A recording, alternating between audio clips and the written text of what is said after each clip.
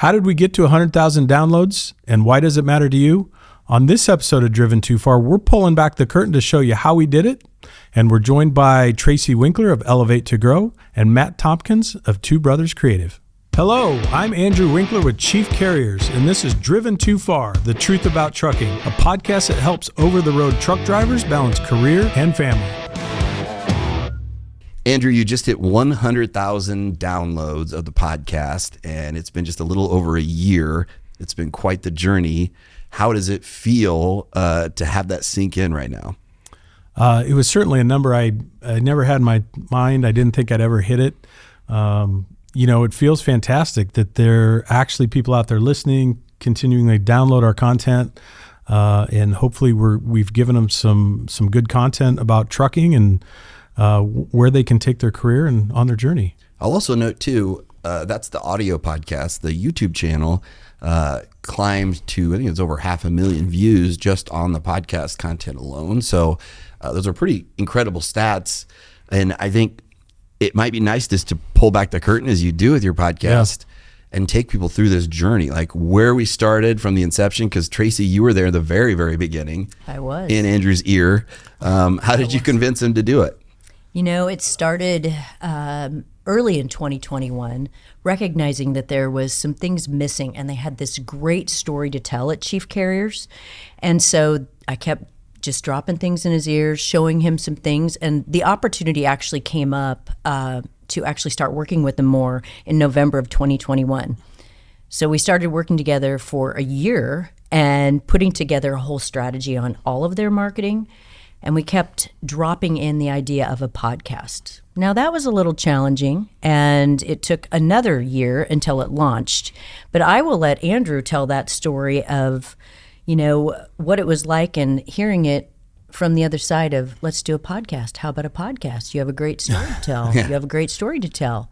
What was that like? And she's right. I knew we had a great story to tell at Chief, and I didn't always connect the dots right at first. And I think that's where the marketing group and the strategy came in. And finally, I'm a little slow sometimes, but the dots finally connected a little bit. And I said, okay, now I understand. I had no desire to be behind a microphone, to be on camera, to do any of those things. I'm kind of the guy behind the scenes most of the time. So for me to get myself out there, it was a little uncomfortable to think about that.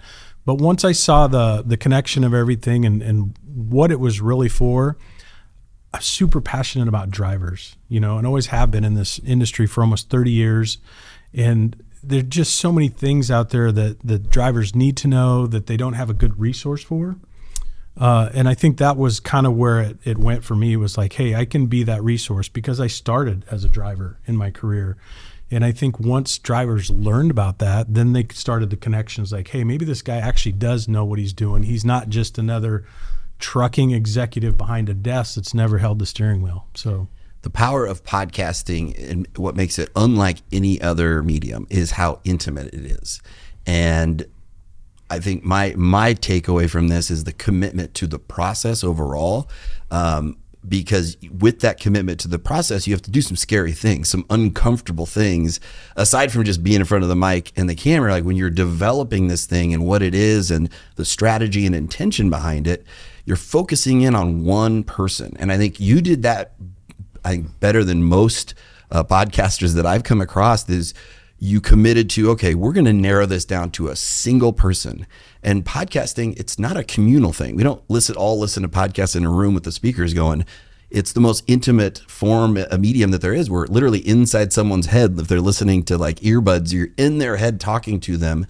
And the mistake, and I think the reason most podcasts only last 7 episodes, that's the average lifespan. There's over 3 million dead podcasts that have been created and just sitting there not doing anything right now on the globally. The reason that happens is they're trying to speak to everybody, and they don't really resonate with anybody. And you spoke to that specific driver, and you committed to speaking to that one person, giving them a name and age and how many kids they have and all that.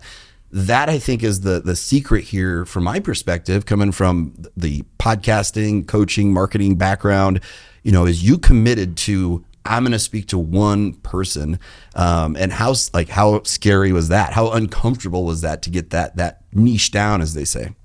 Well, and I remember the persona that we used and created there, and he was a 35-year-old truck driver, divorced, had one or two children, I think, and he wanted to do things so right, but he kept stepping on his own toes, making poor decisions out there in trucking and stuff. And that was the guy. That was the one that I wanted to help, because I knew he had the ability to be successful, and he really wanted to be an owner-operator. That's what he wanted to do. And I was hesitant. This was a real guy, by the way, but I was hesitant to sell him a truck, because until he gets some of these, these mistakes out of the way or starts making better decisions, I didn't think he was going to be successful buying that truck. So that was the guy that I wanted to help. And I know there's a lot of them out there like that.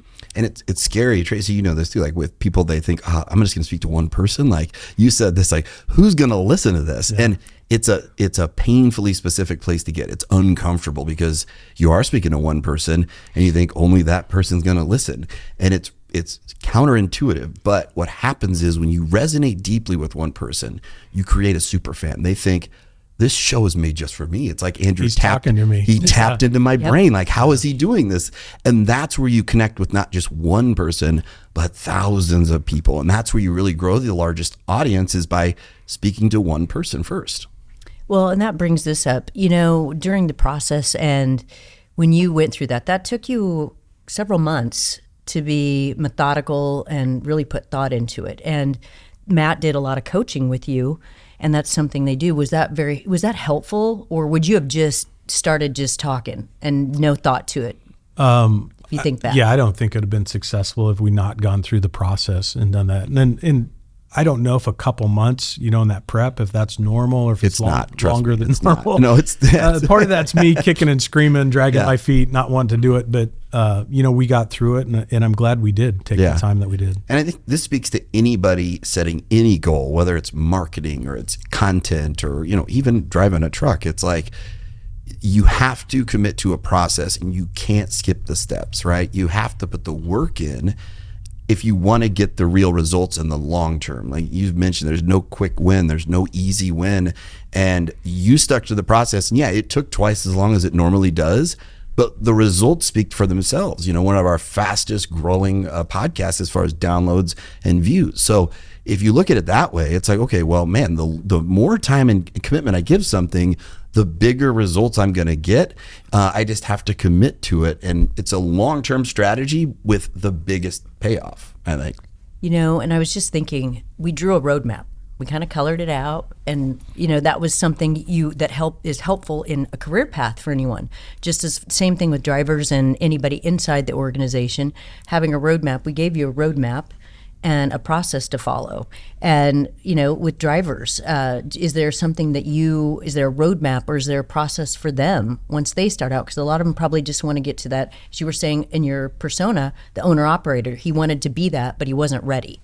Yeah, there's so many guys too that they go through the trucking school. They've been in trucking for just a few months, and they see the almighty dollar sign, right? They want that quick money fast, but you can't do that. And that's when you see the mistakes, those guys, and there's companies out there willing to sell them a truck when they only have 6 months experience in the job, and they struggle. Most of them don't make it. So it is about a roadmap and developing a process with the education and things for them. So we absolutely do that with our drivers as well.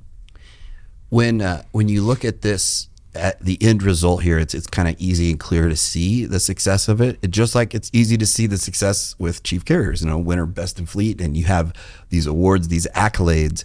What people don't see is behind the scenes. Like one of my favorite quotes is like, every overnight success is 15 years in the making. And it is true. So for anybody setting these goals and going through the process, I think having somebody who knows what that process is, first off, to kind of take you through it is a big step. But then having the courage really to say, I'm going to stick through this even when it has 20 downloads, and I'm like, wait, I'm only 20 people listening to this episode, but you're going to move and you're going to grow from there. When you were in that process, like, what did you do to curb those doubts, like when they started to creep in? Because I think that applies to any goal that you're setting. Like, you have those doubts creep in, you want to bail. When did those doubts creep in, and how did you fight through those to stay committed to the process? Well, it's a belief in the process and knowing that you're working with professionals and experts to do it. Had we tried to do something on our own podcast or something, there's no way. We would have been just like the other how many million that are sitting on the sidelines after 7 episodes and stuff. But it was a commitment to the process in understanding where it could, we put in a little time here and what the payback would be and stuff. So it was all really about committing to working with some professionals. Yeah. And there were a few conversations about trust the process. Yeah. Just trust the process. Yeah. My name's on it as well. So if this doesn't work out, I might be moving out of our house. I don't know. You're working with Chief for like a year before that and advising them, like, podcast has this cool, like, it's like the cool, term of the decade here. Like, oh, I'm hosting a podcast. And yeah, anybody can host a podcast, but when you're working through this from like a business perspective and you're factoring this into the strategy, what were the different ways that you looked at like utilizing this podcast and leveraging it to be more than just that? That's a great question. And a lot of it was content. Purely content, also using video. Video is the conversion is so good with video. Also, it's in Andrew or Chief Carrier's voice. So we're hearing it first person and real life stories that affect people. It's not just about the company. It's about, the people. It's about the drivers. It's really about helping and telling stories. And a lot of that was missing, and you can't capture that in some of the traditional marketing ways. So this just gave, if we were trying to get Andrew to maybe write an article or give ideas, that was a lot. I mean, took a lot of time. That was painful too. It was painful. It was all painful. I know from my side. But actually having him speak and share stories was really something that was I knew that it was there. I've heard him tell stories. So I thought this is really an avenue that it's killing 2 birds with 1 stone. Mm-hmm. And working and partnering with the right people was key. Well, and I think you don't even realize probably how much knowledge you've gained over the years that's locked up in your head. And we were talking about writing blog articles for content and things like that. And I'm like, oh man, I don't want to do that. But when you flip that and you say, let's do a podcast and you can just talk about these experiences, then they take that and make that blog article or use it for the content. I was like, well, that sounds a heck of a lot easier. Let's do it that way. Now, was it easy coming up with content for the actual episodes? And how much time do you commit to preparing for episodes? Well, I think we're just over 75 episodes produced out there, and I think what I usually tell people is maybe the first 50, that stuff was locked up in my head, but at some point I'm starting to panic a little bit, like, okay, we got it all out of my head. I don't know what I'm going to talk about next and how we're going to keep this thing going. But that's where Matt and his group came in and helped do some research. Yeah, and like the research part, learning, I'm a total nerd. So like learning about things and like troubleshooting, problem solving is like just probably the main thing I love about what we do. And then helping people with what we've learned. But I think that applies to any situation. I mean, you need to know what you're getting into. You need to learn about it so that you can form a strategy, because when you were going through that process, we knew that, and that's pretty typical. Okay, you're going to have a lot of content in your head, but then what do you do with it? And I look at it as like one of those, you remember at JCPenney's, they have those mirrors, like the 3-way mirrors, and like you can look at yourself, and if you turn just slightly, it's like a totally different angle. It's a totally different you, right? I mean, granted, I look good in every angle because I just rock the suit, and I just I'm just an extremely, good looking guy. It's just, it's more of a curse, to be honest with you. But got a face for radio. Got a face for podcasts. Yeah. But we look at it that way. And then the research component is where we come in and help, talk about the expert assistance there of, okay, what are the questions people are actually asking, say, Google, and they're searching for? What are those precious keywords that we look for search terms, basically? And then let's incorporate that into these topics, not just for you to win, but your listener, they're listening to this. What do they actually want to know? So we want to find out how you can best serve your listener. And I think that's a big takeaway as well. Like, are you really doing something that is of true value, that's truly benefiting your listener? If you're just doing self-serving content, it's not authentic. It's not going to really resonate with anybody. Right. So you're out there searching, what do the people really want to know? Mm-hmm. And the first time you gave me the list here a few months back, man, all of a sudden we had enough ideas for another 6 months worth of recordings and stuff. So that was a huge help there. And it just but you're taking it and putting your spin on it, your expertise, your background, and then telling the story to that person that you've designed this podcast for. Well, and one of the hot things in our industry, of course, is the lease operator, the owner operator thing. But what I've realized then over the last year or something is we've done a few episodes with that as a topic, but everything's a different angle, looking at it a little bit different. So that's really getting into it, digging down deep and stuff. And that's like getting specific, right? Yes, getting absolutely. more and more specific and niching down. Oh, go ahead. Look, I was going to say, like, what are the big takeaways for you, for people to apply? I mean, I've got a few takeaways from my perspective from the marketing, but I'm curious what both of you have for kind of the key takeaways from the experience so far. For me, it was always about helping people, trying to put people first and figuring out how to help them in the industry. So that was one of the big things. I think I've been able to do that in a way I never thought possible. There's probably nothing better than when we have an orientation class come in on a Monday to our business, and the drivers, we hire drivers from all over the country. But when they come in and go, "Hey, you're the podcast guy," they've been there, they've seen the podcast, they recognize me from YouTube or something. That's pretty dang satisfying. Yeah. And for me, when we travel, or like we just got back from Best Fleets to Drive for again, and it's the 4th consecutive year for Chief to get be a small carrier. Last year they were the overall small carrier of the year. But the biggest thing, even when we go to different events, is people are watching, and people come up to us and notice and recognize him for the podcast, and they're not the driver. So as you were just saying, it's even though it's very niched down, it can go wide. Yeah. And so there's people listening that are inside the corporations, inside the trucking companies, to executives, to anywhere in the associations. And it's pretty humbling when they come up and they listen and they're impacted by it, because they're like, you're doing something different. And that's fun. It's crazy when you niche down like that. You don't alienate anybody. The people that are going to listen, that are outside of your target audience, they're still going to find you. They're still going to listen. I mean, I still watch TV shows that the target audience is, teen girls, and that's just me. I just have, I watch Nickelodeon and Disney a lot, but you're not going to alienate those people. I have 3 takeaways. Like, the main one is stick to the process, commit to the process. It's going to take work. It's like you go to the gym, day 1, you're going to go, you don't see any results. It's like day 100 of just consistently sticking to it.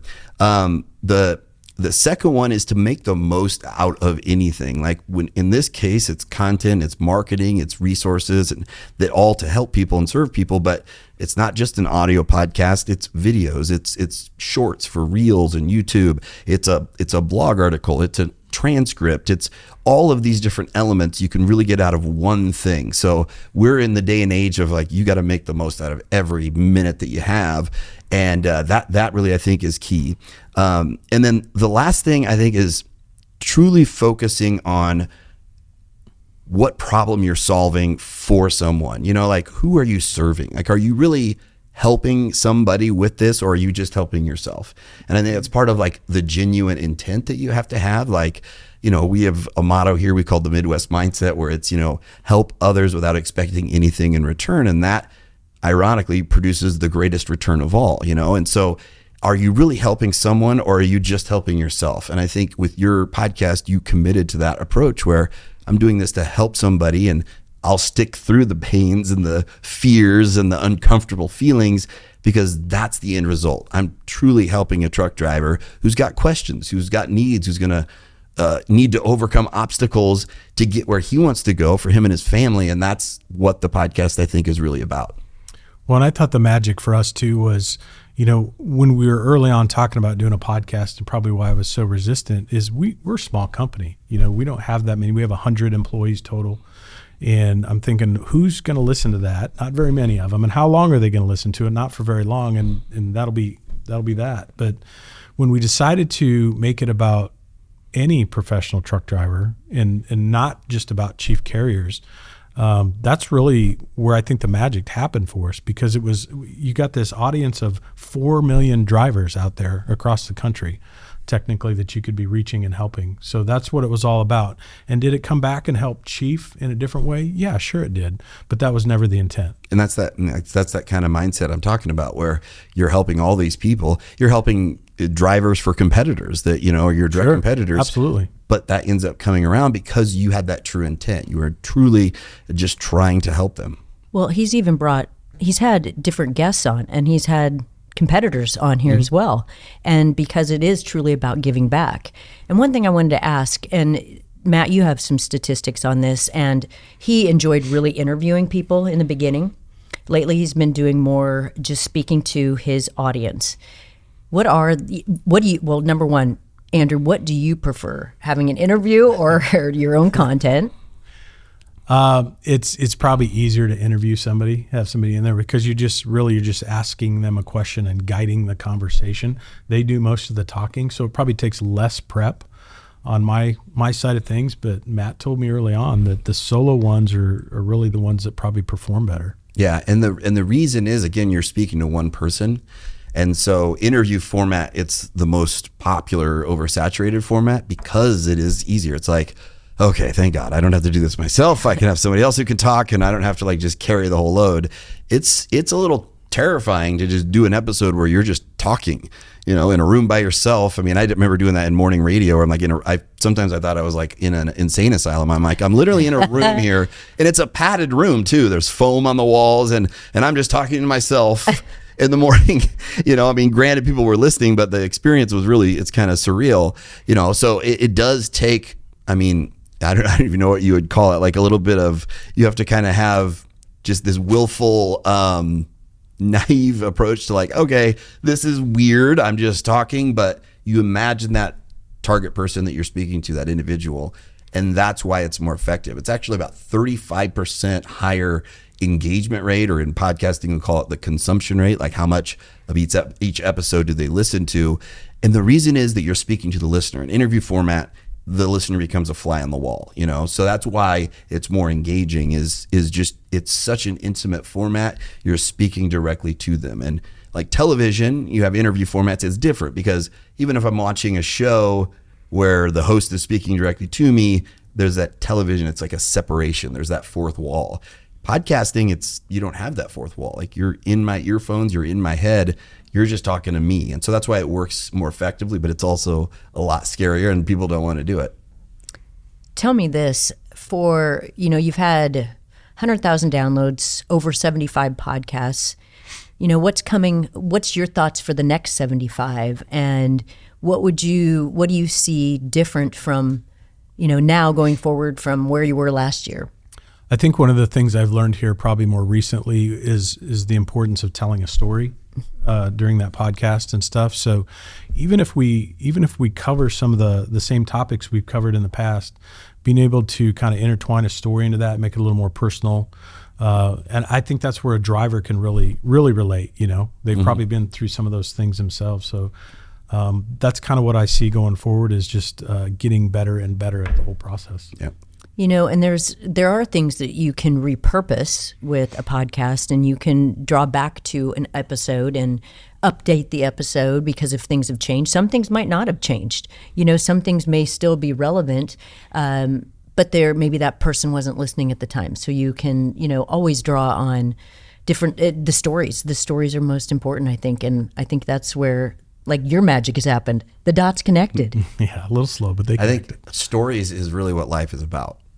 Stories, experiences, as much as I love my, fancy clothes and shoes and, my comfortable bed, none of it's coming with me when I'm done, right? Nope. All I'm going to be left with is the experiences that I've had. And so really in life, we're just buying experiences and then sharing those experiences with other people. Books, movies, television, it's all just stories.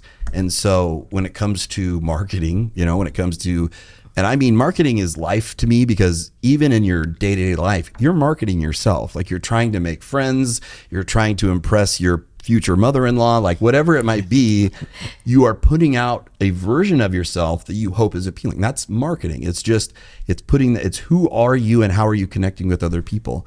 And it's all through stories. It's not through the facts. We think everybody makes decisions based on the facts, but the facts are included. They need to be in that story, because that is what connects us as just humans, is that experience that we share, and we tell those experiences through stories. You made me think about, over the years, I've talked to a lot of leaders in transportation and stuff, and they get towards the end of their career. I mean, think about retiring and stuff, and they always joke about writing their book of memoirs and all the experiences they've seen over the years, because there's some unbelievable stories in trucking. They're like, you got to be kidding me. Oh, yeah. But why not doing a podcast? Mm-hmm. You don't have to wait to the end of the career. Yeah. Those are the kind of stories that that I'm talking about. Which reminds me, when we were just at the Truckload Carriers annual conference and hearing the Angel, the winner, the recipients, the drivers of the year, and their stories and their give back and who they are as humans is just amazing. And I know I have one question as we probably get ready to wrap this up. If you could fill this room right now with all of your podcast listeners, what is one thing that you would tell them right now, if you had them all right here? I think I would tell them that take the time to find somebody that's going to give you good advice. That good advice is not out there on Facebook and some of those places like that. And to be truthful, that's kind of one of the reasons I decided to do this. Is I watch drivers getting into the industry. They're new, they're curious, they want to do it right, and they don't know where to go for a good resource. They have an honest question about the business, about trucking, whatever it is. Where do I go? They post it on social media, and it's got to be the worst place you could probably post a question, because I can't believe the negativity out there and the way people just hammer these guys and gals on their questions. So if you could find a great resource, somebody that's going to give you honest, productive feedback to help you push your career forward, that's what I think you should do. And then I'll tag on that just to wrap up here, then apply it. Right. Yeah. I'll never forget a meeting I had. I pulled some strings. This guy was a business coach, and I pulled some strings from friends to get like a free 30-minute, session with him. And so we were doing this, and he's giving me book after book after book to read. And I'm like trying to keep up, writing all this stuff down. He's telling me this, telling me that, telling me this, telling me that. And I got done with this meeting, and I said to him, I was like, why are you just giving me all this free advice? Like, this is just crazy. And he's like, because you're not going to do any of it. Nope. You're not going to read any of the books. You're not going to take my advice. You're not going to go out there and learn and do all this stuff. Nobody does. And it blew my mind at the time. I mean, I'm a nerd, so I'm just like, I'm of course going to dive into all this, but he's right. Having somebody you get great advice from and listening to those experts is key. But then you got to, my old GM said, AFDI, actually effing do it. You got to apply execute. You got to execute it. Yep. You got to take that. And that's why leap. some of us partner with companies and people like Andrew, because he needed help with some execution. We just needed to push the button, give him the ideas, and then he just had to take it from there. Thanks for joining us on this episode of Driven Too Far. If you want to see what my favorite 3 episodes are, check out our show notes.